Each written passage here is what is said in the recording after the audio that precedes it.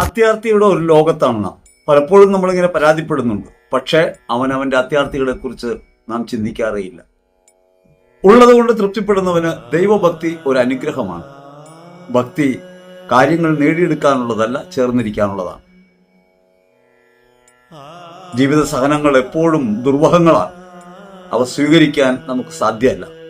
പക്ഷെ ക്രിസ്തുവിന്റെ സഹനങ്ങളോട് ചേരുമ്പോൾ നമ്മുടെ സഹനങ്ങൾ തുലോം ചെറുതായി നമുക്ക് അനുഭവപ്പെടും.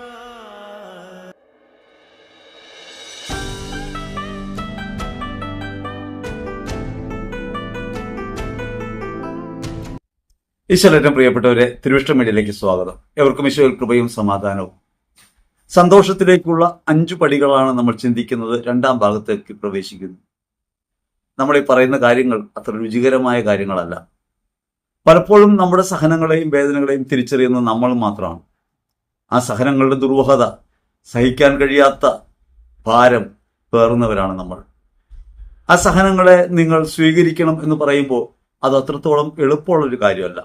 പക്ഷേ നാം ആദ്യം തിരിച്ചറിയേണ്ടത് നമ്മുടെ ജീവിതത്തിൽ നാം നേരിടുന്ന ജീവിത പ്രയാസങ്ങളെ സ്വീകരിക്കാനുള്ള മനസ്സ് നമുക്കുണ്ടാകണം. കാരണം നമ്മുടെ ജീവിതം ദൈവദാനമാണ് എന്നാണ് വിശുദ്ധ ഗ്രന്ഥം നമ്മെ പഠിപ്പിക്കുന്നത്. കാര്യം കാണാനുള്ള കുറുക്കു വഴിയായി വിശ്വാസവും ഭക്തിയൊക്കെ മാറിത്തിരുന്ന ഒരു ലോകത്താണ് നമ്മളിത് ചർച്ച ചെയ്യുന്നത് എന്ന് ഓർക്കണം.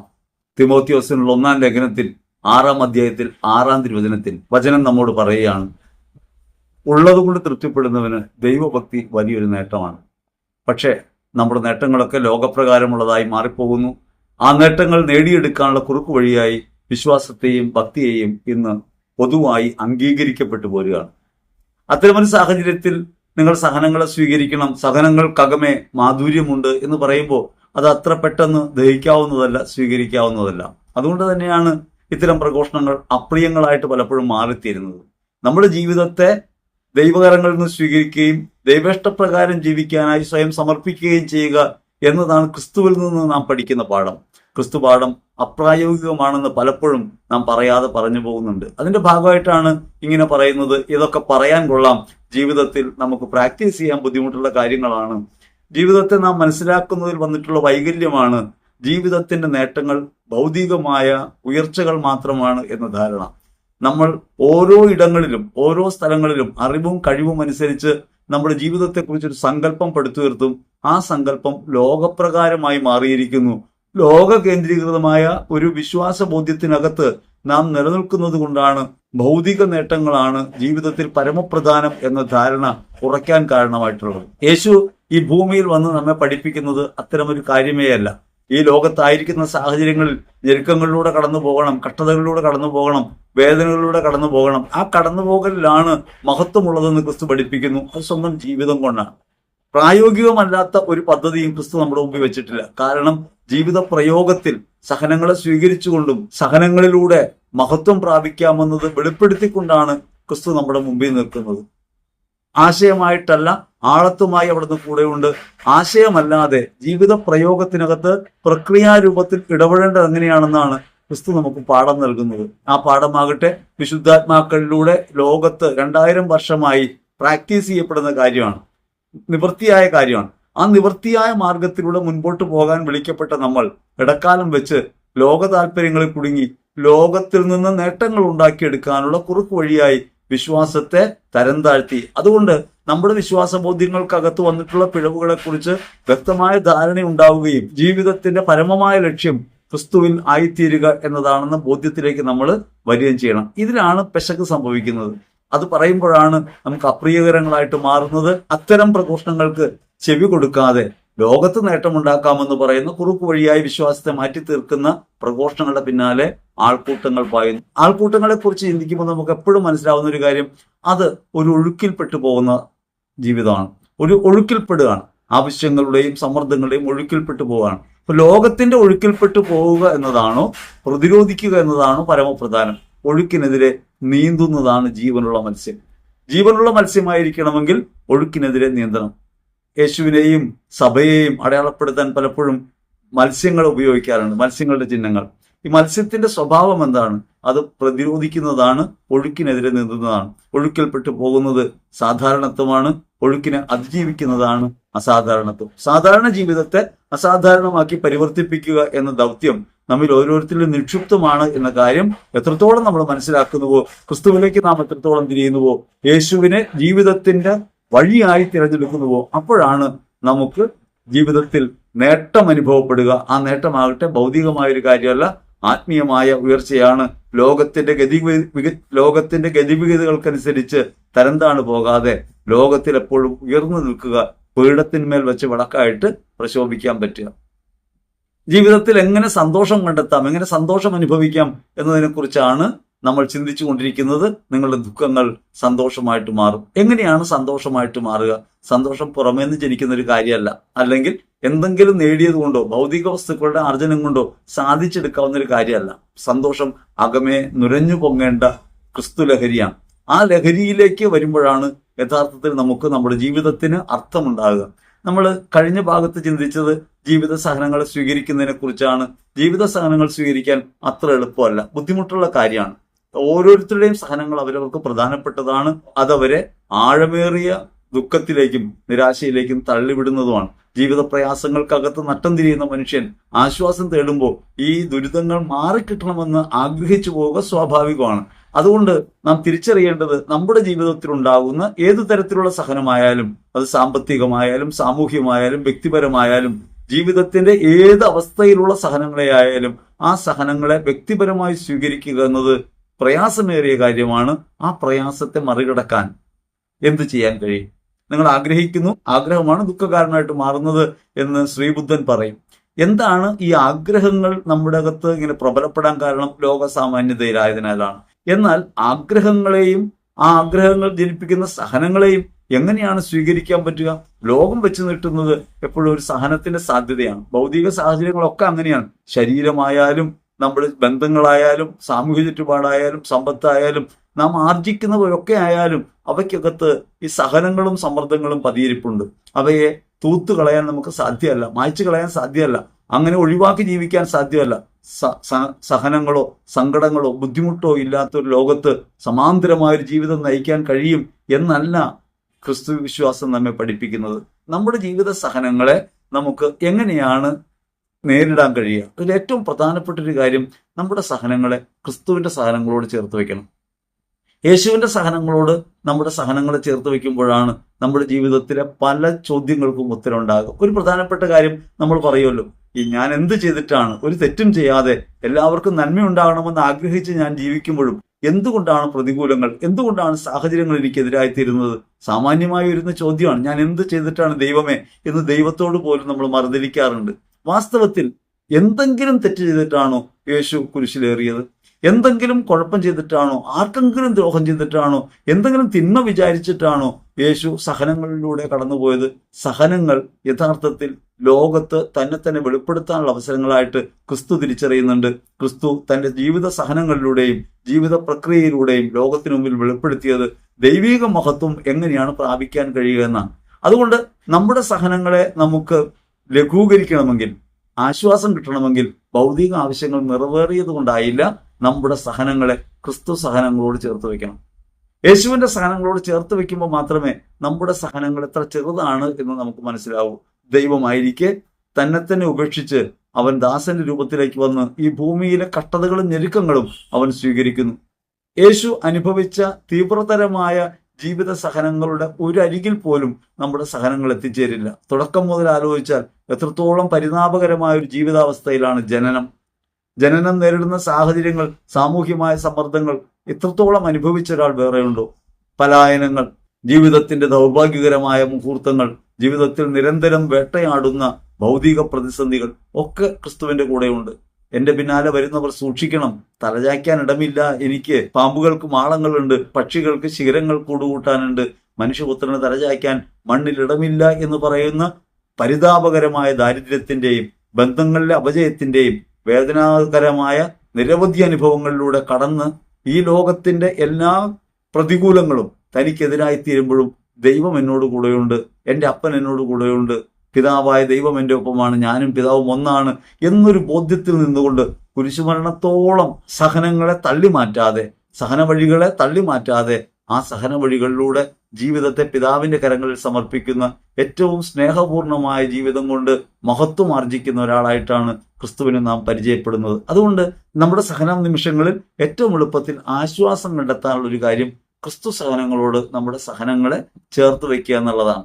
1 പത്രോസ് 4:12 നമ്മെ പഠിപ്പിക്കുന്നുണ്ട്, പ്രിയപ്പെട്ടവരെ, നിങ്ങളെ പരിശോധിക്കാനായി അഗ്നിപരീക്ഷകൾ ഉണ്ടാകുമ്പോൾ അപ്രതീക്ഷിതമായി എന്തോ സംഭവിച്ചാലെന്ന പോലെ പരിഭ്രമിക്കരുത്.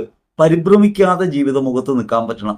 ജീവിതത്തിന്റെ ഓരോ നിമിഷങ്ങളിലും ദൈവം നമ്മുടെ പക്ഷത്തുണ്ടെന്നും പിതാവിന്റെ പക്ഷത്താണ് നമ്മളെന്നും നമുക്കൊരു ഉറപ്പുണ്ടാകണം. യേശുവിലാണ് നമ്മളെന്ന ബോധ്യം ഉണ്ടാകുമ്പോൾ മാത്രം സംഭവിക്കുന്ന ഒരു ഉറപ്പാണത്.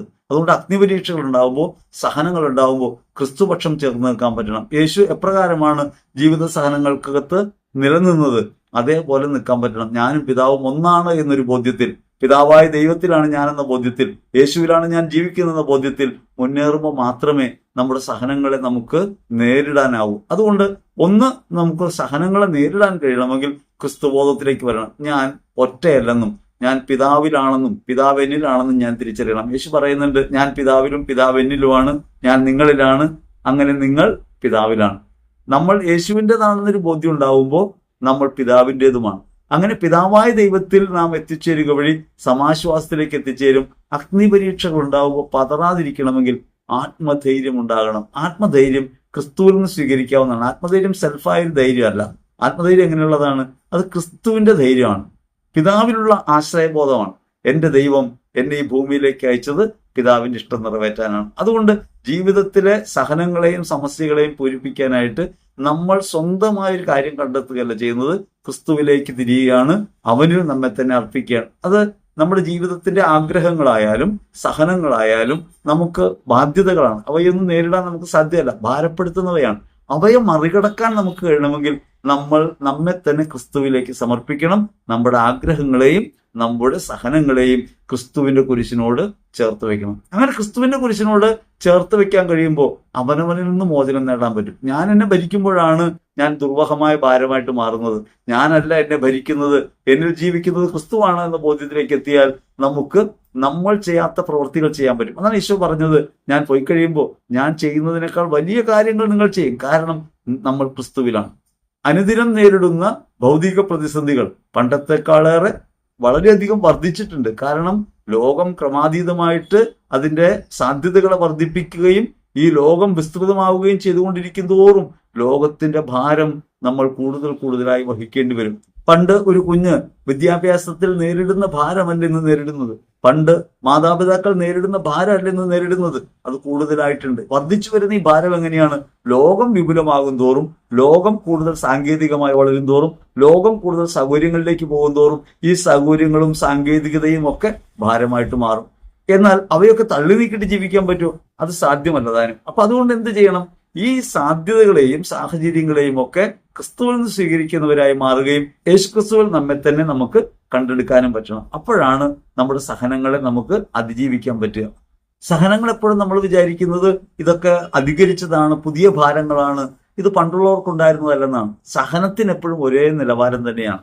അതിന്റെ സ്പീഡ് മാറിയിട്ടുണ്ടാവും, വെലോസിറ്റി മാറിയിട്ടുണ്ടാവും, അത് ഇന്ന് ചെലുത്തുന്ന സാധ്യതകളും സമ്മർദ്ദവും മാറിയിട്ടുണ്ടാകും. പക്ഷെ സമ്മർദ്ദങ്ങൾ എപ്പോഴും സമ്മർദ്ദങ്ങൾ തന്നെയാണ്. ഒരാൾ അന്ന് അനുഭവിച്ചിരുന്ന കഷ്ടതയും ഇന്ന് നാം അനുഭവിക്കുന്ന കഷ്ടതയും തമ്മിൽ നമ്മൾ കാണുന്ന വാല്യൂ സിസ്റ്റത്തിന്റെ വ്യത്യാസം മാത്രമേ ഉള്ളൂ. പണ്ടൊരാൾക്ക് 10,000 രൂപ കടമുള്ളപ്പോൾ ഒരു വലിയ കടമായിട്ട് അനുഭവപ്പെടും. പണ്ട് അനുഭവിച്ച ഈ കടബാധ്യത ഇന്നൊരു 10,000 രൂപയുടെ കടബാധ്യതകൾക്കും കടബാധ്യതയായിട്ട് തോന്നില്ല. ഇന്നത് 10 ലക്ഷം ആകുമ്പോഴാണ് ബാധ്യതയായിട്ട് തോന്നുന്നത്. അത് ഈ കാലം ഉണ്ടാക്കിയ അകലമാണ്.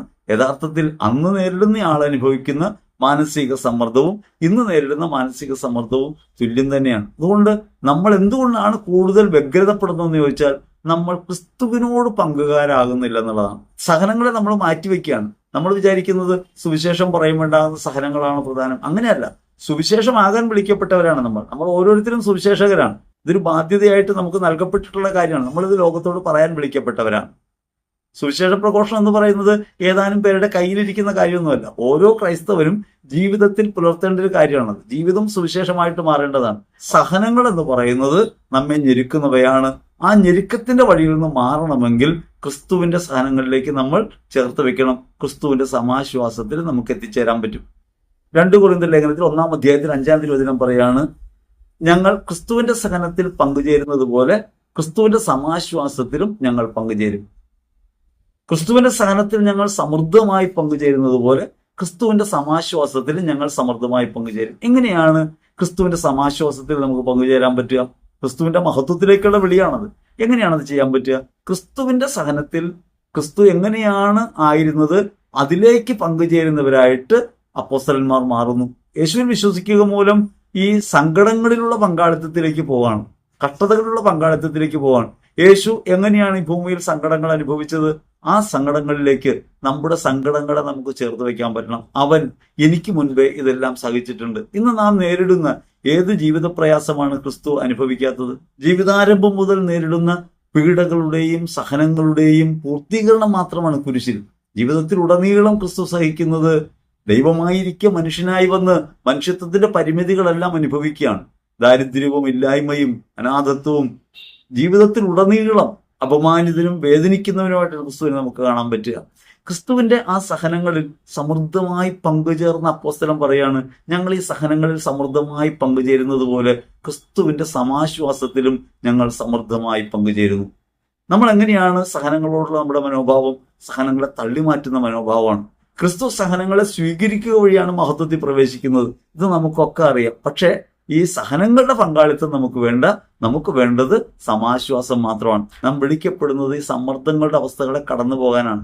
ഈ സമ്മർദ്ദങ്ങൾക്കകത്ത് ക്രിസ്തുവിനെ ധരിക്കാൻ കഴിയുമ്പോൾ, അല്ലെങ്കിൽ യേശുവിന്റെ സഹനങ്ങളോട് നമ്മുടെ ജീവിത സഹനങ്ങളെ ചേർത്ത് വെക്കാൻ കഴിയുമ്പോഴാണ് നമുക്ക് യഥാർത്ഥത്തിൽ സമാശ്വാസം അനുഭവിക്കാൻ കഴിയുക. ഞാൻ ചെറിയ ഒരു ഉദാഹരണം നിങ്ങളോട് പറയാം. 97 ആകുമ്പോൾ ഞാൻ വീട്ടിൽ നിന്ന് പുറത്താക്കപ്പെടുന്നു. ഭാര്യയുണ്ട്, 2 കുട്ടികളുണ്ട്. വീട്ടിൽ നിന്ന് പുറത്താക്കപ്പെടുന്നു. ഭാര്യയും കുട്ടികളും ഭാര്യ വീട്ടിൽ കൊണ്ടുപോയാൽ മുൻപോട്ടുള്ള ജീവിതം അനിശ്ചിതമാണ്. എന്ത് ചെയ്യണമെന്ന് അറിയാൻ പാടില്ല, എവിടെ കിടക്കുമെന്ന് ഉറപ്പില്ല, എങ്ങനെയാണ് ഭാവി എന്നറിയില്ല. ഒന്നും അറിയാതെ വളരെയധികം വേദനിച്ച് ഞാൻ വൈകുന്നേരമായപ്പോൾ എറണാകുളത്തേക്ക് ബസ് കയറുന്നു. അപ്പൊ എൻ്റെ മനസ്സിലുള്ളൊരു ധാരണ, എറണാകുളത്ത് ചിറ്റൂർ എന്ന് പറയുന്ന ഒരു ധ്യാന കേന്ദ്രമുണ്ട്. അപ്പൊ ചിറ്റൂരുള്ള ഈ ധ്യാന കേന്ദ്രത്തിൽ പോയി കിടക്കാം, എവിടെയെങ്കിലും കിടക്കണമല്ലോ. അപ്പോൾ ചിറ്റൂരുള്ള ധ്യാന കേന്ദ്രത്തിൽ പോയി കിടക്കാം. ഞാൻ അങ്ങനെ വിചാരിച്ചുകൊണ്ട് നാട്ടിൽ നിന്ന് ബസ് കയറി എറണാകുളത്തെത്തി. എറണാകുളത്തെത്തുമ്പോൾ ഈ ചിറ്റൂർക്കുള്ള ബസ് പോയി കഴിഞ്ഞു. ഭയങ്കരമായ വിശപ്പ്, വിഷമം ഒക്കെ ഉണ്ട്. എവിടെയെങ്കിലും കിടക്കണം. ജീവിതം മുമ്പിൽ എന്തായിത്തീരുമെന്നറിയാതെ ഒരു പ്രഹേളിക പോലെ നിൽക്കുകയാണ്. അതിന് മുമ്പ് പതറി നിൽക്കുകയാണ്. അങ്ങനെ കുറച്ചു നേരം ഞാൻ അവിടെ നിൽക്കുമ്പോൾ തൃശ്ശൂർ ഭാഗത്തേക്ക് ഒരു ബസ് വരുന്നു. അപ്പൊ ഞാൻ പെട്ടെന്ന് എൻ്റെ ഐഡിയ മാറ്റി. ഡിവൈനിൽ ഒത്തിരി പേർക്ക് ഇങ്ങനെ ചെന്ന് കിടക്കാനൊക്കെ കഴിയും, ആരെയും സ്വീകരിക്കും ഡിവൈനിൽ എന്നൊക്കെ കേട്ടിട്ടുണ്ട്. എങ്കിൽ ഒരു കാര്യം ചെയ്യാം, ഡിവൈനിലേക്ക് പോകാം. എവിടെയെങ്കിലും കിടക്കണമല്ലോ, കിടക്കണം, പ്രാർത്ഥിക്കണം, സമാശ്വാസം കിട്ടണം. മനസ്സാകെ പതറിയിരിക്കുകയാണ്. അങ്ങനെ ഞാൻ ഈ തൃശ്ശൂർക്കുള്ള ബസ്സിൽ കയറാം. തൃശ്ശൂർക്കുള്ള ബസ്സിൽ കയറി ചാലക്കുടിയിൽ ഡിവൈനിന്റെ മുമ്പിൽ ഞാൻ ഇറങ്ങി. അന്ന് ഡിവൈൻ ഇന്ന് കാണുന്ന പോലെയല്ല. അതിന് മുൻപിലാകെ ചെറിയ ചെറിയ കടകളുണ്ട്, ഭക്തസാധനങ്ങൾ വിൽക്കുന്ന കടകൾ. അവിടെയൊക്കെ കാസറ്റുകളൊക്കെ കിട്ടും. ഒന്ന് ഓഡിയോ കാസറ്റ് കിട്ടുന്ന ഒരു കാലമാണ്. അപ്പൊ അവിടെ ഇങ്ങനെ ചെന്നിറങ്ങുമ്പോൾ തന്നെ എല്ലാ ഭയാശങ്കകളെയും നീക്കുന്ന ഒരു പാട്ട് കേൾക്കുന്നുണ്ട്. ഭയപ്പെടേണ്ട മകനെ മകളെ ഞാൻ നിന്റെ ദൈവമല്ലേ എന്ന് ചോദിക്കുന്ന പാട്ട്. അതൊക്കെ കേൾക്കുമ്പോൾ ഒന്ന് കരഞ്ഞു പോകും. കാരണം ജീവിതം ഏറ്റവും പരിതാപകരമായ അവസ്ഥയിലാണ്. ഇനി മുമ്പോട്ട് എങ്ങനെ പോകുമെന്ന് അറിയില്ല. ഞാൻ അവിടെ ഗേറ്റിലേക്ക് ചെന്നു. ആ പാട്ടൊക്കെ കേട്ടുകൊണ്ട് അവിടെ ഇടം കിട്ടുമെന്ന് വിചാരിച്ചിട്ടാണ്. അവിടെ ഗേറ്റ് ക്ലോസ് ആയിട്ടുണ്ട്. അവിടെ ആരെയും അകത്തേക്ക് കയറ്റി വിടുന്നില്ല. ഇനി മുൻപോട്ട് എങ്ങോട്ട് പോകുമെന്ന് അറിയില്ല. ഗേറ്റ് പൂട്ടിപ്പോയത് കണ്ട് മനോവിഷമത്തോടെ ഞാൻ പിന്തിരിഞ്ഞു നടക്കുമ്പോൾ അവിടെ അടുത്തുള്ള കടകളിലൊക്കെ കൊന്തയും കുരിശും ഒക്കെ വിൽക്കുന്നുണ്ട്. അതിലൊരു കടയിൽ കയറി കയ്യിലുണ്ടായിരുന്ന 10 രൂപ കൊടുത്ത് ഞാനൊരു കുരിശ് വാങ്ങി. ഒരു ഈയത്തിന്റെ കുരിശാണ്, ലെഡിന്റെ കുരിശാണ്, സാധാരണ കുരിശ്, വെഞ്ചരിച്ചിട്ടൊന്നുമില്ല. ഞാൻ ആ കുരിശ് വാങ്ങി. ഇന്ന് വെഞ്ചരിച്ചൊക്കെ വിൽക്കുന്ന ധ്യാനകേന്ദ്ര സ്റ്റാളുകളും പള്ളി സ്റ്റാളുകളൊക്കെ ഉള്ള കാലമാണ്. വെഞ്ചരിച്ചത് വിൽക്കാമോ എന്നുള്ളത് വേറൊരു കാര്യം. വെഞ്ചരിച്ച വസ്തു വിശുദ്ധ വസ്തുവാണ്. വിശുദ്ധ വസ്തുവിന് വില പറയാൻ സാധ്യമല്ല. പക്ഷെ അത് ഇന്ന് അങ്ങനെയൊക്കെ ആയി മാറിയിട്ടുണ്ട്. പണ്ടൊക്കെ വാങ്ങിയിട്ടാണ് വെഞ്ചരിക്കുക. ഇപ്പോൾ വെഞ്ചരിച്ച ഭക്തവസ്തുക്കൾ തന്നെ നമുക്ക് കിട്ടുമെന്നാണ് പറയുന്നത്. അപ്പോൾ ഈ വെഞ്ചരിപ്പിന് നമ്മൾ എന്തോരം പ്രാധാന്യം കൊടുക്കുന്നുണ്ട് എന്ന് നമുക്കതിൽ നിന്ന് മനസ്സിലാവും. അപ്പം ഞാൻ ഈ കുരിശ് വാങ്ങിയിട്ട് ഞാൻ ഈ കുരിശുമായിട്ടാണ് ചാലക്കുടി ബസ് സ്റ്റാൻഡിലേക്ക് പോകുന്നത്. ബസ് സ്റ്റാൻഡിൽ ചെല്ലുമ്പോൾ തിരികെ വരാൻ ബസ്സില്ല. പിന്നെ നേരം പുലർന്നാലേ ബസ്സുള്ളൂ. അന്ന് ചാലക്കുടി ബസ് സ്റ്റാൻഡ് വളരെ ശോച്യാവസ്ഥയിലാണ്. ഈച്ചകളൊക്കെ ആർക്കുന്ന മൂത്രത്തിൻ്റെയൊക്കെ മണമുള്ള ഒരു ബെഞ്ചാണ് അവിടെ ഉള്ളത്. ഞാൻ ആ ബെഞ്ചിൽ പോയി ഏറെ നേരം അവിടെയൊക്കെ നടന്നു. ബസ് രാവിലെ ഉള്ളതെന്ന് അറിയുമ്പോൾ ഞാൻ അവിടെ ഇരുന്നു. പിന്നെ ഞാൻ ആ ബെഞ്ചിൽ കിടന്നു. അങ്ങനെ ബെഞ്ചിൽ ഞാൻ കിടക്കുമ്പോഴും ഞാൻ ആ സഹനങ്ങളെ സ്വീകരിക്കുമ്പോഴും എനിക്ക് ആകെ ഉണ്ടായിരുന്ന ധൈര്യം എൻ്റെ കയ്യിലുണ്ടായിരുന്ന കുരിശാണ്. ആ കുരിശ് ചെകുത്താൻ ഓടിക്കാനുള്ള കുരിശൊന്നും ആയിട്ടല്ല കേട്ടോ. ആ കുരിശ് എൻ്റെ ഈശോ സഹിച്ചതിന് ഓർക്കാനുള്ള കുരിശാണ്. ഞാൻ ആ കുരിശ് എൻ്റെ ഇടത് കൈയിൽ യേശുവിൻ്റെ ഭാഗം ഉള്ളം കൈയിലേക്ക് ആക്കിയിട്ട് അമർത്തി പിടിച്ചു. എന്നിട്ട് ഞാൻ ഓർത്തത് കിടക്കാനിടമില്ലാത്തൊരുവിനെ കുറിച്ചാണ്. തലചായ്ക്കാൻ എനിക്കിടമില്ല എന്ന് കൂടെ വരുന്നവരോട് പറയുന്ന ഒരാൾ. തലചായ്ക്കാൻ ഇടമില്ല. ഇപ്പോഴും ആ അവസ്ഥയിൽ നിന്ന് വലിയ മോചനമുണ്ടായ ഒരാളല്ല ഞാൻ. പക്ഷെ ഇപ്പോഴും ഞാൻ ശാന്തമായി ഉറങ്ങുന്നത് അവൻ്റെ കയ്യിലാണ്. കാരണം ഈ ഒരു ബോധ്യത്തിലാണ് എന്നെപ്പോലെ ഇടം നഷ്ടപ്പെട്ടു പോയ ഒരുവൻ ഹൃദയങ്ങളിലും ഭൂമിയിലും ഇടം നഷ്ടപ്പെട്ടു പോകുന്ന മനുഷ്യർ ജീവിത സഹനത്തെ ഏറ്റവും ഭംഗിയായി ക്രിസ്തുവിന്റെ ക്രൂശീകരണത്തോട് ചേർത്ത് വെക്കാൻ കഴിയുമെന്ന് ഞാൻ പഠിച്ചത് ആ ജീവിതാനുഭവത്തിൽ നിന്നാണ്. തലചായ്ക്കാൻ ഇടമില്ലാതെ പോയ, കഴിക്കാൻ ഭക്ഷണമില്ലാതെ പോയ, ആർക്കും വേണ്ടാത്തവനായി മാറിപ്പോയ ഒരുവൻ. എന്തുകൊണ്ട്? ഞാൻ പിതാവിൻ്റെതാണ് എന്ന് ബോധ്യമുണ്ടായതുകൊണ്ട്. എൻ്റെ അപ്പൻ്റെ പ്രവൃത്തി ചെയ്യാൻ വിളിക്കപ്പെട്ടവനാണ് ഞാനെന്ന ബോധ്യമുണ്ടായതുകൊണ്ട്. അതൊരു വലിയ ആശ്രയമായിരുന്നു. ആ ആശ്രയത്തിലേക്ക് എൻ്റെ സഹനത്തെ ചേർത്ത് വെച്ചപ്പോൾ ഞാൻ ക്രിസ്തുവിലേക്ക് വളരുന്ന അനുഭവം എനിക്കുണ്ടായി. ഞാനും നിന്നെ പോലെ. എത്ര ആശ്വാസകരമായ, ഉള്ളിൽ ലഹരി നുരയിക്കുന്ന ഒരു കാര്യമാണെന്ന് ആലോചിച്ച് നോക്ക്. കടുത്ത സമ്മർദ്ദത്തിലാണ്, സങ്കടത്തിലാണ്, കിടക്കാനില്ല, നാളെ എങ്ങനെ ജീവിക്കുമെന്നറിയില്ല. ആ അനിശ്ചിതത്വം മുഴുവൻ ഒരു നിമിഷം കൊണ്ട് അരിഞ്ഞുപോയി ക്രിസ്തുബോധത്തിൽ. ഞാൻ പറഞ്ഞത്, ജീവിതാനുഭവങ്ങൾക്കകത്ത് നാം കണ്ടെത്തണം ഓരോ സഹന നിമിഷത്തിലും ക്രിസ്തുവിന്റെ സഹനങ്ങളിൽ പങ്കുചേരുമ്പോൾ ഒരു സമാശ്വാസത്തിലും കൂടി നമ്മൾ പങ്കുചേരുന്നുണ്ട്. അത് ഭാവിയിൽ ഒരു സ്വർഗപ്രാപ്തി എന്നതിനേക്കാൾ നാം ജീവിക്കുന്ന സമയത്ത് തന്നെ നാം അനുഭവിക്കുന്നുണ്ട്. അവൻ ഇതേപോലെ സഹിച്ചവൻ ഇതിലും അധികമായി. അവന്റെ സഹനങ്ങളോട് തുലനം ചെയ്യുമ്പോൾ എൻ്റെ സഹനങ്ങൾ നിസ്സാരമല്ലേ? ആ എൻ്റെ സഹനങ്ങളുടെ നിസ്സാരത ഞാൻ തിരിച്ചറിയുമ്പോൾ തന്നെ ഞാൻ സമാശ്വാസത്തിലായി. അതുകൊണ്ട് ഈച്ചയാർക്കുന്ന, മൂത്രം മണക്കുന്ന ആ വെയിറ്റിംഗ് ഷെഡിന്റെ ബെഞ്ചിൽ ഇരിക്കാനോ കിടക്കാനോ എനിക്ക് ബുദ്ധിമുട്ടുണ്ടായില്ല. ഞാനും നിന്നെ പോലെയായി എന്ന് ഞാൻ ഹൃദയത്തിൽ പറഞ്ഞു. അത് ഉള്ളിലൊരു ചിരിയാണ് ഉണർത്തിയത്. കടുത്ത ദുഃഖത്തിന്റെ, നിരാശ്രയത്വത്തിന്റെ, വേദനയുടെ സമയത്ത് എൻ്റെ ബോധത്തെ ആകെ മറിച്ചുകൊണ്ട് ക്രിസ്തു എന്നിൽ ജീവിക്കുന്ന അനുഭവം എനിക്കുണ്ടായി. വ്യക്തിപരമായൊരു അനുഭവം ഞാൻ നിങ്ങളോട് പറഞ്ഞത് അതിന്റെ മഹത്വം പറയാൻ വേണ്ടിയല്ല. നാം ഓരോരുത്തരും ജീവിതത്തിൽ ഇങ്ങനെ പ്രതിസന്ധി നേരിടുന്നുണ്ട്. പക്ഷെ ക്രിസ്തുവിന്റെ ക്രൂശ് മരണത്തിൽ നാം സമൃദ്ധമായി പങ്കുചേരുന്നില്ല. അവന്റെ സഹനങ്ങളിൽ ഭാഗഭാഗിത്വം വഹിക്കാൻ വിളിക്കപ്പെട്ടവനാണെന്നും നാം സഹിക്കുന്ന ഓരോ സഹനവും നമ്മെ അവനോട് ചേർക്കുമെന്നും അവൻ നമ്മിൽ ജീവിക്കുന്ന അനുഭവത്തിലേക്ക് ഉയർത്തുമെന്നും നാം തിരിച്ചറിഞ്ഞാൽ നമ്മുടെ ജീവിതത്തിന്റെ സഹന നിമിഷങ്ങൾ ഒരു സമാശ്വാസത്തിന്റെ നിമിഷമായിട്ട് രൂപപ്പെടും. അപ്പോഴാണ് യഥാർത്ഥത്തിൽ തിന്മകളിൽ നമുക്ക് അകലാൻ പറ്റുക. അതുകൊണ്ട് സഹനങ്ങളെ ക്രിസ്തുവിനോട് ചേർക്കുക എന്നത് പരമപ്രധാനമായ കാര്യമാണ്. നാം നമ്മെ തന്നെ അടയാളപ്പെടുന്ന ക്രിസ്ത്യാനികളായിട്ടാണല്ലോ. ഞാൻ ക്രിസ്ത്യാനിയാണ്, യേശുവിൽ വിശ്വസിക്കുന്നു എന്നൊക്കെ പറയാൻ നമുക്ക് യാതൊരു മടിയില്ല. പക്ഷേ നമ്മൾ അവിടുത്തെ ദാസന്മാരാണ് എന്നൊരു ബോധ്യത്തിൽ നമ്മൾ എത്തിച്ചേരുന്നില്ല. നമ്മുടെ ദാസ്യം ലോകത്തോടുള്ളതല്ല. ലോകത്തൊരു അടിമത്വവും നമ്മളെ ബാധിക്കില്ല. ഈ ലോകത്തിന്റെ ഒരു ആധിപത്യവും നമ്മുടെ മേലില്ല. കാരണം നമ്മൾ യേശുവിന്റെ ദാസ്യത്വത്തിലാണ്. ഇനി അതിനെ മറികടക്കാവുന്ന ഒരു പദവി വേറെയില്ല. യേശുവിന്റെ ദാസ്യത്വം എന്ന് പറഞ്ഞാൽ എന്താണ്? യേശുവിൽ നാം ആയിത്തീരുമ്പോൾ നാം അനുഭവിക്കുന്ന ഒരു സുരക്ഷിതത്വം കൂടിയാണത്. 2 കൊറിന്ത്യർ ലേഖനത്തിൽ 6-ാം അധ്യായത്തിൽ 4 മുതൽ 10 വരെയുള്ള തിരുവചനം ഒന്ന് വായിച്ച് ധ്യാനിക്കണം. ജീവിതത്തിലെ കഷ്ടതകളും സഹനങ്ങളും വേദനകളും എല്ലാവരാലുമുള്ള തിരസ്കാരവും ഒക്കെ അനുഭവിക്കുന്ന സ്ലീഹ പറയാണ്, ഞങ്ങൾ അഭിമാനിക്കുന്നു. എന്തിനാണ് അഭിമാനം? ക്രിസ്തുവിനോടൊപ്പം ചേർക്കപ്പെട്ടു എന്നതിലാണ്. എന്താണ് ക്രിസ്തുവിനോട് ചേർക്കപ്പെടുന്നതിന്റെ അടയാളം? അത് ഈ സഹന നിമിഷങ്ങളാണ്. ജീവിതത്തിലെ പരിക്തത്താവസ്ഥയാണ്. ഒന്നുമില്ലാതെ, എങ്ങും ഇടമില്ലാതെ, എല്ലാവരാലും ഉപേക്ഷിക്കപ്പെട്ടും തിരസ്കരിക്കപ്പെട്ടു പോകുന്ന അവസ്ഥയാണ്.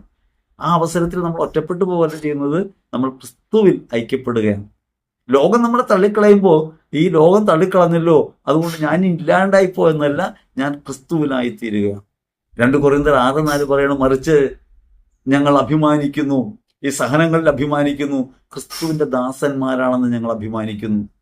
എല്ലാ കാര്യങ്ങളിലും ദൈവത്തിന്റെ ദാസന്മാരാണെന്ന് ഞങ്ങൾ അഭിമാനിക്കുന്നു. വലിയ സഹനങ്ങളിൽ, പീഡകളിൽ, അത്യാഹിതങ്ങളിൽ, മർദ്ദനങ്ങളിൽ, കാരാഗ്രഹങ്ങളിൽ, ലഹളകളിൽ, അധ്വാനങ്ങളിൽ, ജാഗരണത്തിൽ, വിശപ്പിൽ, ശുദ്ധതയിൽ, ജ്ഞാനത്തിൽ, ക്ഷമയിൽ, അങ്ങനെ പരിശുദ്ധാത്മ സ്നേഹത്തിലായി ഞങ്ങൾ മാറുന്നു. ഈ സഹനങ്ങളും ക്ലേശങ്ങളും അത്യാഹിതങ്ങളും ഒക്കെ ഞങ്ങളെ ക്രിസ്തുവിൽ അഭിമാനിക്കാൻ പഠിപ്പിക്കുന്നു, യേശുവിനോടൊപ്പം ആയിത്തീരുന്നു. അതുകൊണ്ട് യേശുവിനായിത്തീരുകയാണ് ഓരോ സഹനങ്ങളെന്ന് മനസ്സിലാക്കണം. ശരീരത്തിൽ പീഡയുണ്ടാകുമ്പോൾ, രോഗങ്ങൾ ഉണ്ടാകുമ്പോൾ, വേദന അനുഭവിക്കുമ്പോൾ, ഞെരുക്കങ്ങൾ അനുഭവിക്കുമ്പോൾ, സാമ്പത്തികമായി തകരുമ്പോൾ, ജീവിതം വെച്ച് നീട്ടുന്ന കൈപ്പേറിയ ഏത് പാനപാത്രവും കുടിക്കുമ്പോഴും അവനോടൊപ്പം ആയിത്തീരുന്നുണ്ട് എന്ന പരമാർത്ഥം നാം തിരിച്ചറിയുന്നുവെങ്കിൽ സങ്കടങ്ങളിൽ നിന്ന് നാം വിമോചിതരാകും. കഷ്ടനഷ്ടമേറി വന്നാൽ ഭാഗ്യവാനായി തീർന്നിടും ഞാൻ, കഷ്ടമേറ്റ് കർത്താവോട് കൂട്ടാളിയായി തീർന്നിടും ഞാൻ. അപ്പൊ നമ്മൾ കർത്താവിനോട് കൂട്ടാളിയായി തീരുന്നവിടെയാണ്, സഹന നിമിഷങ്ങളിലാണ്, വേദനകളിലാണ്. ഇവയൊക്കെ തള്ളിമാറ്റാനുള്ള ആധുനികമായ പ്രവണതകളെ നമ്മൾ മനസ്സിലാക്കണം. കഷ്ടതകളെ തള്ളിമാറ്റുകയല്ല, കഷ്ടതകളെ അതിജീവിക്കാൻ നമുക്ക് കഴിയണം.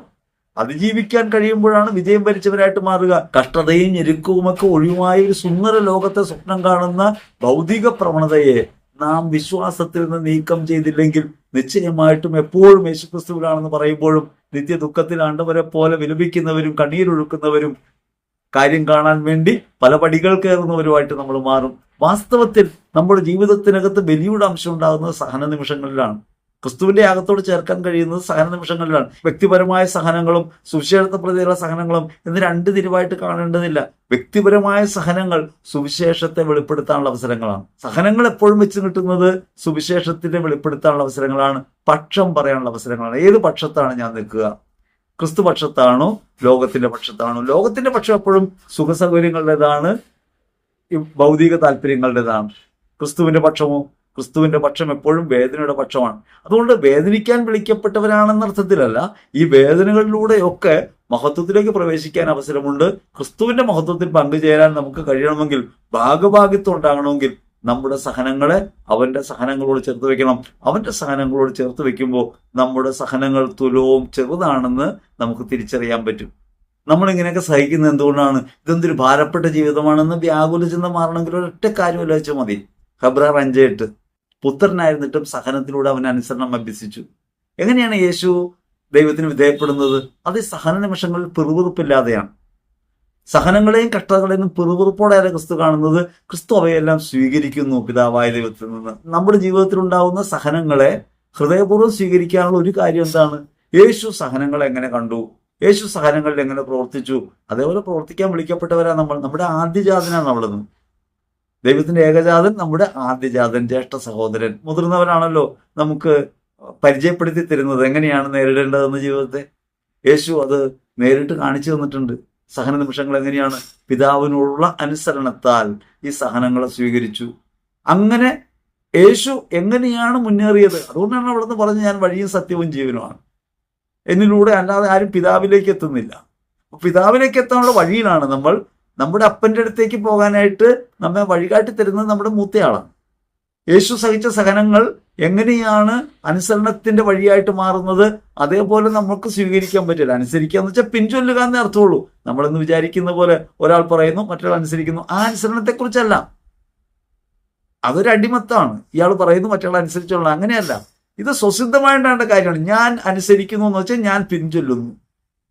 ക്രിസ്തുവിനെ അനുഗമിക്കുന്നു എന്ന പേരിലാണല്ലോ ക്രിസ്ത്യാനി എന്ന് നമ്മൾ വിളിക്കുന്നത്. ഇത് നമ്മൾ തന്നെ വിളിക്കേണ്ട കാര്യമല്ല, മറ്റുള്ളവർ പറയേണ്ട കാര്യമാണ്. നമ്മളെ തന്നെ പാകപ്പെടുത്തേണ്ട ഒരു കാര്യം എന്താണ്? ഞാൻ ക്രിസ്തുവിനെ അനുഗമിക്കുന്നു. നിങ്ങൾ ദേവാലയത്തിലേക്ക് പോകുമ്പോഴാണെങ്കിലും പ്രാർത്ഥനാ വേളകളിലാണെങ്കിലും നിങ്ങൾ ആലോചിക്കേണ്ട ഒരു പ്രധാനപ്പെട്ട കാര്യം ഇതാണ്: ക്രിസ്തുവിനെയാണോ അനുഗമിക്കുന്നത്? അവന്റെ പിന്നാലെയാണോ പോകുന്നത്? നമ്മൾ നോക്കിയേ, നമ്മൾ ക്രിസ്തുവിന്റെ രൂപം കയ്യിൽ പിടിച്ചിട്ടുണ്ട്, കൊന്ത കഴുത്തിലിട്ടിട്ടുണ്ട്, നമ്മൾ ക്രിസ്ത്യാനിയാണെന്ന് വിശ്വസിക്കുന്നുണ്ട്. നമ്മൾ നടക്കുന്നത് ക്രിസ്തുവിന് വിപരീത ദിശയിലാണ്.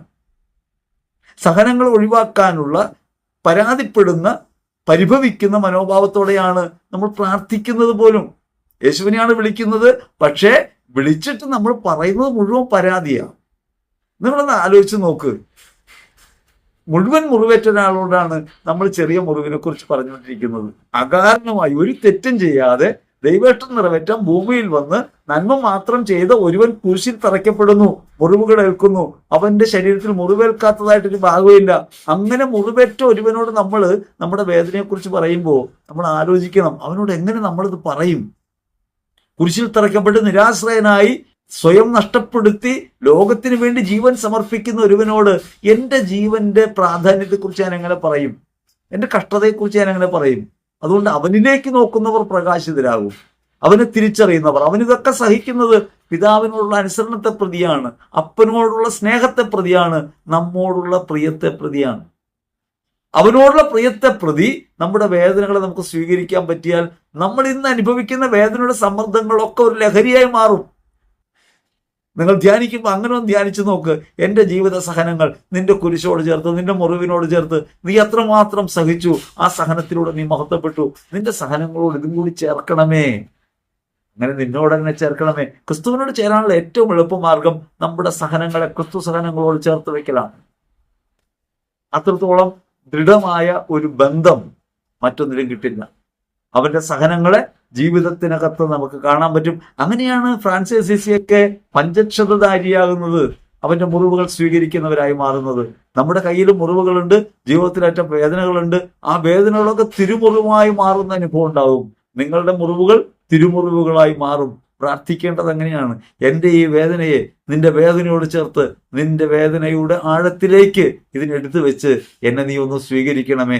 അപ്പോ നമ്മുടെ കുറവുകളും പരിമിതികളും ഒക്കെ മറികടന്ന് ക്രിസ്തുവിൽ ഒന്നായിത്തീരുന്ന അനുഭവത്തിലേക്ക് നമുക്ക് എത്തിച്ചേരാൻ പറ്റും. നമുക്കൊരു അപമാനം ഉണ്ടാകുന്നിരിക്കട്ടെ. ഈ അപമാനം ഒരു സഹന നിമിഷമാണല്ലോ. ഈ അപമാനത്തെ താങ്ങാനായിട്ട് യഥാർത്ഥത്തിൽ ബുദ്ധിമുട്ടാണ്. നമ്മളൊക്കെ അഭിമാനമുള്ളവരാണ്. വ്യക്തിപരമായി ഞാനെന്ന ബോധം നിലനിർത്തുന്നവർക്കൊക്കെ അഭിമാനം ഉണ്ടാവും, അഭിമാനമുള്ളവരാണ്. ഈ അഭിമാനം നഷ്ടപ്പെടുന്നു പോകുന്ന സാഹചര്യങ്ങളിൽ, അപമാനം ഏൽക്കുന്ന സാഹചര്യങ്ങളിൽ എങ്ങനെ നമുക്ക് ക്രിസ്തുവിനോട് ചേരാൻ പറ്റും? ഈ അപമാനങ്ങൾ എങ്ങനെ ചേർത്ത് വയ്ക്കാൻ പറ്റും? നമ്മൾ സാധാരണ പറയുന്നത് എങ്ങനെയാണ്? പണ്ട് അപ്പോസ്തലന്മാർക്ക് സഹനം ഉണ്ടായി, അത് ക്രിസ്തുവിനെ പ്രഘോഷിച്ചപ്പോഴല്ലേ, ക്രിസ്തുവിനെ പ്രതിയല്ലേ. നമ്മുടേത് അങ്ങനെയല്ലല്ലോ. അപ്പോസ്തല പ്രവൃത്തിയിൽ 5:41 പറയുന്നുണ്ട്, അവരാകട്ടെ യേശുവിന്റെ നാമത്തിൽ അപമാനം സ്വീകരിക്കാൻ യോഗ്യത ലഭിച്ചതിൽ സന്തോഷിച്ചുകൊണ്ട് അവരുടെ മുമ്പിൽ നിന്ന് പോയി. സ്വയം ഭാഗ്യപ്പെട്ടവരായി തിരിച്ചതാണ്. അത് യേശുവിനെ കുറിച്ച് പ്രസംഗിച്ചപ്പോഴാണ് എന്ന് നമ്മൾ സാമാന്യ അർത്ഥത്തിൽ പറയും. നമ്മുടേത് അങ്ങനെയുള്ള കാര്യമല്ലല്ലോ എന്ന് പറയും. പക്ഷേ നമുക്കും അതേ വഴിയിൽ തന്നെ പോകാൻ പറ്റും, വേറൊരു മാർഗത്തിൽ, വേറൊരു രീതിയിൽ ചിന്തിച്ചാൽ. എൻ്റെ സഹനങ്ങളിൽ ഞാൻ പ്രതിഷേധിക്കാതിരിക്കുമ്പോൾ, പ്രതികരിക്കാതിരിക്കുമ്പോൾ, എതിർക്കാതിരിക്കുമ്പോൾ ഞാനും ആരുടെ മാർഗത്തിലാകും? ക്രിസ്തു മാർഗത്തിലായിത്തീരും. അവർ യേശുവിനെ പ്രഘോഷിക്കാൻ വേണ്ടി സഹിച്ചു. എൻ്റെ സഹനത്തെ യേശുവിനെ പ്രഘോഷിക്കുന്നതാക്കി മാറ്റാൻ എനിക്ക് പറ്റും. എന്തുകൊണ്ട് നീ പ്രതികരിക്കുന്നില്ല എന്നൊരു ചോദ്യം പ്രധാനപ്പെട്ടതാണ്. എന്തുകൊണ്ട് പ്രതികരിക്കുന്നില്ല? ഞാൻ എന്നിൽ അഭിമാനിക്കാത്തത് കൊണ്ട്, ഞാൻ ക്രിസ്തുവിന്റെ സഹനങ്ങളിൽ അഭിമാനിക്കുന്നത് കൊണ്ട്. സത്യപക്ഷത്ത് നിൽക്കുമ്പോഴൊക്കെ ഓർക്കേണ്ട കാര്യം, സത്യപക്ഷത്ത് നിൽക്കുമ്പോൾ അപമാനം ഉണ്ടാകും, എതിർപ്പുണ്ടാകും, അടികൊള്ളും.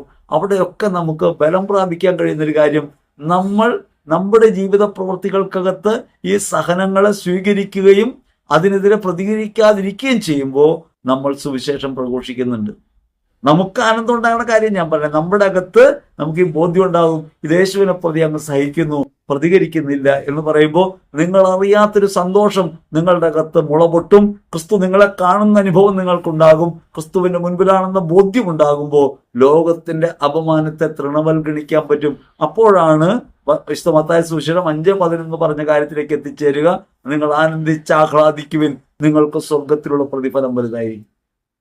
അതുകൊണ്ട് ജീവിതത്തിലുണ്ടാകുന്ന സഹന നിമിഷങ്ങളെ നമ്മൾ സ്വീകരിക്കണം, അപമാനങ്ങളെ സ്വീകരിക്കണം. അപമാനങ്ങളോട് എതിർത്തിട്ടൊരു കാര്യമില്ല. ഒരു കാര്യമുള്ളത് നമ്മൾ മനസ്സിലാക്കണം, നമ്മോട് സ്നേഹമുള്ളവരല്ലല്ലോ നമ്മളെ കുറ്റം പറയുന്നത്.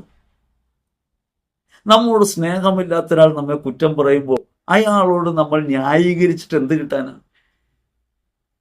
നമ്മൾ ന്യായീകരിച്ചാൽ മനസ്സിലാക്കാൻ കഴിയുമെങ്കിൽ നമ്മൾ ന്യായീകരിക്കാതെ തന്നെ നമ്മളെ മനസ്സിലാവില്ലേ? അപ്പൊ നമ്മളെ മിത്രങ്ങളും സഹോദരങ്ങളും സുഹൃത്തുക്കളും ഒക്കെ ആണല്ലോ അപമാനിക്കുക, പുറത്തുള്ളവരൊന്നും അല്ലല്ലോ. അപ്പൊ നമ്മളെ ഇങ്ങനെ ഒരാൾ അപമാനിക്കുമ്പോൾ അവർ ഏതായാലും നമ്മളോട് മമതയുള്ളവരല്ല, സ്നേഹമുള്ളവരല്ല. നമുക്കത് തിരിച്ചറിയാൻ പറ്റി. അവർ അങ്ങനെ പ്രവർത്തിക്കുമ്പോൾ അവരുടെ മുൻപിൽ നമ്മൾ ആർഗ്യൂ ചെയ്യുന്നതിൽ എന്താണ് അർത്ഥമുള്ളത്? സ്നേഹമില്ലാത്തവരോട് ആർഗ്യൂ ചെയ്തിട്ട് കാര്യമുണ്ടോ? നമ്മളെ തോൽപ്പിക്കാൻ അല്ലെങ്കിൽ നമ്മളെ അപമാനിക്കാൻ ഇറങ്ങി തിരിച്ച ഒരാളോട് ന്യായവാദം നടത്തൽ എന്താ അർത്ഥമുള്ളത്? ഈ ലോകം മുഴുവൻ നമ്മളെ തെറ്റുകാരായി പറഞ്ഞാലും ദൈവസന്നിധിയിലാണ് നീതീകരണം എന്ന കാര്യം നമുക്ക് ഉറപ്പുണ്ടെങ്കിൽ നമ്മൾ എന്താണ് മനസ്സിലാക്കേണ്ടത്? ക്രിസ്തു ഇങ്ങനെ അപമാനിതനായി. അവൻ സുബോധമില്ലാത്തവനാണെന്ന് പറഞ്ഞു. ബേൽസബൂലിനെ കൊണ്ടാണ് അവൻ അശുദ്ധാത്മാക്കളെ പുറത്താക്കുന്നതെന്ന് പറഞ്ഞു. അവൻ ദൈവദൂഷകനാണെന്ന് പറഞ്ഞു. അവന്റെ പിതൃത്വം ചോദ്യം ചെയ്യപ്പെട്ടു. ഇങ്ങനെ നിരവധിയായ വേദനകളിലൂടെ കടന്നുപോയിട്ടും യേശു അവരോടൊന്നും പ്രതികരിക്കുകയല്ല ചെയ്തത്. യേശു തന്റെ പ്രവൃത്തികൾ തുടരുകയാണ്. നീതീകരിക്കാൻ വേണ്ടിയല്ല. യേശു തന്റെ പ്രവൃത്തികൾക്കകത്ത് ഉറച്ചുകൊണ്ടാണ് മരണം വരെ നേരിടുന്നത്. അതുകൊണ്ടാണ് ക്രിസ്തുവിന്റെ സഹനം യഥാർത്ഥ സഹനമാണെന്ന് പറയുന്നത്. ആ യഥാർത്ഥ സഹനത്തിലേക്ക് നമ്മുടെ ജീവിതത്തിന്റെ പരിമിതാവസ്ഥ നമുക്ക് എടുത്തു വെക്കാൻ പറ്റും. നമ്മളിപ്പോൾ ഒരാൾ നമ്മളെ കുറ്റം പറയുന്നു, നമ്മൾ ആ കുറ്റം ചെയ്തിട്ടില്ല എങ്കിലും നമ്മൾ വേറെ ഏതെങ്കിലുമൊക്കെ കുറ്റം ചെയ്യുന്നവരാണല്ലോ. നമ്മൾ ചെയ്യാത്തൊരു കുറ്റമാണ് നമ്മുടെ മേൽ ആരോപിക്കുന്നത്. പക്ഷെ അവരറിയാത്ത നിരവധി കുറ്റങ്ങൾ നമുക്കുണ്ടല്ലോ. ആ നിരവധി കുറ്റങ്ങളെ പ്രതി നമുക്ക് ഈ കുറ്റങ്ങളെ അവഗണിക്കാൻ പറ്റും. അതുകൊണ്ട് അപമാനമേൽക്കുമ്പോൾ മനസ്സിലാക്കേണ്ടത് നമ്മൾ ചെയ്യാത്ത കാര്യത്തെക്കുറിച്ചാണ് അപമാനമേൽക്കുന്നത്. ചെയ്ത എത്രയോ കാര്യങ്ങൾ ഇതിനേക്കാൾ മോശതരമായിട്ടുണ്ടാവാം. അതുകൊണ്ട് ക്രിസ്തുവിന് മാത്രമേ നമ്മെ കാണാനാവൂ. ശരിക്ക് ക്രിസ്തു മാത്രമേ നമ്മെ തിരിച്ചറിയുന്നുള്ളൂ. ക്രിസ്തുവിലേക്ക് നമ്മൾ ഹൃദയത്തെ ചേർത്ത് വെക്കണം. അങ്ങനെ യേശുവിനെ പ്രതി നമ്മൾ നേരിടുന്ന അപമാനങ്ങളെ നമ്മൾ സഹിക്കുമ്പോഴും നമ്മൾ സുവിശേഷകരായിട്ട് മാറുന്നുണ്ട് എന്ന കാര്യം ഓർക്കണം. കൊളോസ്യർ 1:24 പറയും, നിങ്ങളെ പ്രതിയുള്ള പീഡകളിൽ ഞാൻ സന്തോഷിക്കുന്നു. സഭയാവുന്ന തന്റെ ശരീരത്തെ പ്രതി ക്രിസ്തുവിന് സഹിക്കേണ്ടി വന്ന പീഡകളുടെ കുറവ് ഞാൻ എൻ്റെ ശരീരത്തിൽ നികത്തുന്നു. നമ്മുടെ ജീവിതത്തിലുള്ള സഹനങ്ങളെ നമ്മൾ സ്വീകരിക്കുമ്പോൾ, യേശു ക്രിസ്തുവിനെ പ്രതി സ്വീകരിക്കുമ്പോൾ ക്രിസ്തുവിന്റെ പീഡകളുടെ കുറവ് നികത്തുന്നവരായിട്ട് നമ്മൾ മാറും. ക്രിസ്തുവിന്റെ പീഡകൾക്ക് എന്തെങ്കിലും വിധത്തിൽ കുറവുണ്ടോ? കുറവുണ്ടായതുകൊണ്ടല്ല അത് പറയുന്നത്. 2000 വർഷം മുമ്പ് നടന്നുവെന്ന് നമ്മുടെ ബുദ്ധിയും ബോധ്യവും പറയുന്ന കാര്യങ്ങളിലുള്ള ഈ സഹനങ്ങൾ യഥാർത്ഥത്തിൽ നമുക്ക് അനുഭവിക്കാൻ കഴിയില്ല. അതിലൊരു കുറവുണ്ട്. 2000 വർഷം മുമ്പ് നടന്ന കാര്യമാണ്. ആ കുറവ്, അതായത് കാലത്തിന്റെ അകലം വരുത്തുന്ന ഈ കുറവ് പരിഹരിക്കുന്നത് നമ്മുടെ സഹനത്തിലൂടെയാണ്. എളുപ്പം ഞാനൊരു കാര്യം പറയാം. അടികൊള്ളുമ്പോൾ യേശു ക്രിസ്തുവിനെ പ്രതി നിങ്ങൾ സഹിച്ചാൽ ലോകം നിങ്ങളെ ഭോഷനായിട്ട് പറയും. പക്ഷേ എന്തുകൊണ്ട് അയാൾ സഹിക്കുന്നു? അത് അടിക്കുന്നവന്റെ ഹൃദയത്തെ പോലും ദ്രവിപ്പിക്കും. നമ്മൾ അപമാനിക്കുന്നവരും വേദനിപ്പിക്കുന്നവരും നമുക്കെതിരെ പീഡകൾ ഉണ്ടാക്കുന്നവരും അവരുടെ അകത്ത് അസ്വസ്ഥരാകും. കാരണം ഒരടിക്ക് നിലനിൽക്കണമെങ്കിൽ ഒരു പ്രതിരോധം വേണം. ഒരു ബലം അപ്ലൈ ചെയ്യുമ്പോൾ ഒരു ബലം പ്രതിരോധിക്കാനുള്ളതുകൊണ്ടാണ് അടി ഉണ്ടാകുന്നത്. ബലം പ്രതിരോധിക്കാനില്ലെങ്കിൽ അടി പാളിപ്പോകും. അപ്പൊ പ്രതിരോധിക്കുക എന്ന് പറഞ്ഞ കാര്യം ഇല്ലാണ്ടാവുമ്പോൾ സ്വാഭാവികമായും ഈ അടി പാഴായിപ്പോകും. യേശുക്രിസ്തു ശരീരത്തിൽ പീഡകൾ സഹിച്ചത് ആനുകാലിക ലോകത്തിന് അനുഭവപ്പെടേണ്ടത് നമ്മുടെ സഹനങ്ങളിലൂടെയാണ്. സ്തെഫാനോസ് അപ്രകാരം സഹിക്കുന്നത് കണ്ടതുകൊണ്ടാണ് പൗലോസിന് മാനസാന്തരം ഉണ്ടാകുന്നത്. സ്തെഫാനോസ് തന്നെ കല്ലറിയുന്നതിന് മുമ്പ് നിന്നിട്ട് യേശുവേ ഇവരുടെ മേൽ രക്തത്തിന് കണക്ക് ചോദിക്കരുതേ എന്ന് പറയുമ്പോൾ ക്രിസ്തുവിന്റെ കുരിശിൽ കണ്ട അതേ മുഖം സ്തെഫാനോസിൽ തെളിയുന്നുണ്ട്. അതുകൊണ്ട് പീഡകൾ ഏൽക്കുമ്പോൾ, സഹനങ്ങൾ ഉണ്ടാവുമ്പോൾ, നമ്മൾ സഹിക്കുമ്പോൾ നമ്മുടെ മുഖം ക്രിസ്തു സമാനമായി തീരും. നമ്മിലൂടെ ലോകത്തിന് മുമ്പിൽ ക്രിസ്തു വീണ്ടും അടയാളപ്പെടുത്തപ്പെടും. പണ്ടൊക്കെ മതമർദ്ദനത്തിന്റെ കാലത്ത് ഒരാൾ ക്രൈസ്തവനാണെന്ന് തിരിച്ചറിഞ്ഞിരുന്നത് അടികൊള്ളുമ്പോൾ അയാൾ എതിർക്കുന്നില്ല എന്നതാണ്. അടികൊള്ളുമ്പോൾ എതിർക്കാതിരിക്കുന്നുണ്ടെങ്കിൽ അവൻ ക്രിസ്ത്യാനിയായിരിക്കും. നമ്മൾ അടികൊള്ളുമ്പോൾ എതിർക്കുന്നവരാണോ? എതിർക്കുന്നവരാണോ? നമ്മൾ ക്രിസ്ത്യാനിയെല്ലാം തെളിയിച്ചുകൊണ്ടിരിക്കുക. മറ്റുള്ളവർക്ക് അടികൊള്ളുമ്പോൾ നമ്മൾ പ്രതികരിക്കണം. നമുക്ക് അടികൊള്ളുമ്പോൾ നമ്മൾ പ്രതികരിച്ചുകൂടാ. നമുക്കെതിരെ ഉണ്ടാവുന്ന ആരോപണങ്ങളിൽ, നമുക്കെതിരെ ഉണ്ടാവുന്ന ആക്രമണങ്ങളിൽ, നമുക്കെതിരെ ഉണ്ടാവുന്ന പീഡകളിൽ പ്രതികരിക്കാതിരിക്കുമ്പോൾ, ക്രിസ്തുവിന്റെ സഹനത്തോട് നമ്മൾ ചേർത്ത് വെക്കുമ്പോൾ ക്രിസ്തുവിന്റെ പീഡകളുടെ കുറവ്, ആ അകലം മാറുകയാണ്. ആ അകലം മാറിയിട്ട് നമ്മിൽ ക്രിസ്തു പ്രകാശിക്കുന്ന അനുഭവം ഉണ്ടാവും. അതുകൊണ്ട് ജീവിത സഹനങ്ങളുടെ ഏതു നിമിഷങ്ങളിലും, രോഗമാകട്ടെ, തകർച്ചയാകട്ടെ, സാമ്പത്തിക ബുദ്ധിമുട്ടാകട്ടെ, അപമാനങ്ങളാകട്ടെ, തിരസ്കാരങ്ങളാകട്ടെ, എന്തുമാകട്ടെ, ലോകം നിങ്ങളുടെ മുമ്പിൽ വെക്കുന്ന ഓരോ സഹനവും ക്രിസ്തുവിനോട് ചേർത്ത് വെക്കാനുള്ള അവസരങ്ങളായി നമുക്ക് തിരിച്ചറിയാൻ പറ്റണം. അപ്പോഴാണ് ഗലാത്യർ 2:20 നമ്മിൽ പൂർത്തിയാകുക. ഞാൻ ക്രിസ്തുവിനോടുകൂടെ ക്രൂശിതനായിരിക്കുന്നു, ഇനിമേൽ ജീവിക്കുന്നത് ഞാനല്ല, എന്നിൽ ജീവിക്കുന്നത് ക്രിസ്തുവാണ്. ആ ക്രിസ്തുവാണ് എന്നിൽ ജീവിക്കുന്നതെന്ന അഭിമാനബോധം ഉണ്ടാകും വിധം നമ്മുടെ ജീവിതത്തിൽ നാം നിലപാടുകൾ എടുക്കണം. എന്നെ സ്നേഹിക്കുകയും എനിക്ക് വേണ്ടി സ്വയം ബലിയർപ്പിക്കുകയും ചെയ്ത ക്രിസ്തുവിൽ വിശ്വാസം അർപ്പിച്ചുകൊണ്ടുള്ള ജീവിതമാണ്. ആ വിശ്വാസത്തിന്റെ ജീവിതത്തിലേക്കാണ് നാം വിളിക്കപ്പെടുന്നത്. അങ്ങനെ ജീവിതം ക്രിസ്തുവിലെന്ന അനുഭവത്തിലേക്ക് വരികയാണ് യഥാർത്ഥത്തിൽ ക്രിസ്തുവിന്റെ സഹനങ്ങളോട് നമ്മുടെ ജീവിത സഹനങ്ങളെ ചേർത്ത് വെക്കുമ്പോൾ. ഇത് രണ്ടാം പടിയാണ് പറഞ്ഞത്. ഇപ്പൊ തന്നെ സമയം വൈകിട്ടുണ്ട്. ഓർക്കണം, ഇനിമേൽ ഞാനല്ല, എന്നിൽ ക്രിസ്തുവാണ് ജീവിക്കുന്നത് എന്ന അഭിമാനകരമായ ബോധത്തിലേക്ക് ഞാനും നിങ്ങളും ഉയരുന്നൊരു നിമിഷമാണ് ജീവിത സഹനങ്ങളെ സ്വീകരിക്കുമ്പോൾ. അത് ക്രിസ്തുവിലെ നമുക്ക് സ്വീകരിക്കാൻ പറ്റൂ, വ്യക്തിപരമായി നമുക്ക് സ്വീകരിക്കാൻ പറ്റില്ല. നമുക്ക് പരിമിതിയുണ്ട്. നമ്മുടെ ഓരോ നോവും നമുക്ക് വലുതാണ്. ക്രിസ്തുവിന്റെ നോവിനോട് ചേർത്ത് വെക്കുമ്പോൾ നമ്മുടെ നോവുകൾ ലഹരിയായിട്ട് മാറും, നമ്മുടെ മുറിവുകൾ തിരുമുറിവുകളായിട്ട് മാറും. അങ്ങനെ തിരുമുറിവുകളായി നമ്മുടെ ജീവിതത്തിലെ മുറിവുകൾ മാറിത്തീരുമ്പോഴാണ് യഥാർത്ഥത്തിൽ ക്രൈസ്തവ ജീവിതം സാക്ഷാത്കരിക്കാൻ നമുക്ക് പറ്റുക. രണ്ടാം പടിയാണ് നമ്മൾ പറഞ്ഞത്.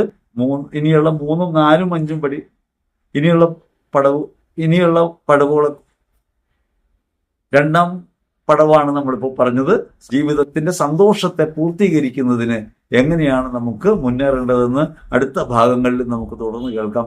ദൈവം നമ്മെല്ലാവരെയും സമൃദ്ധമായി അനുഗ്രഹിക്കട്ടെ. സഹന നിമിഷങ്ങളിൽ പരാതിപ്പെടാതെ, പരിഭവിക്കാതെ ക്രിസ്തുവിന്റെ സ്നേഹത്തോട് ചേർന്ന് നിൽക്കാൻ അവിടുന്ന് ആത്മാവിൽ നമുക്ക് ബലം നൽകട്ടെ എന്ന് ഹൃദയപൂർവ്വം ആശംസിക്കുന്നു. ആമേൻ.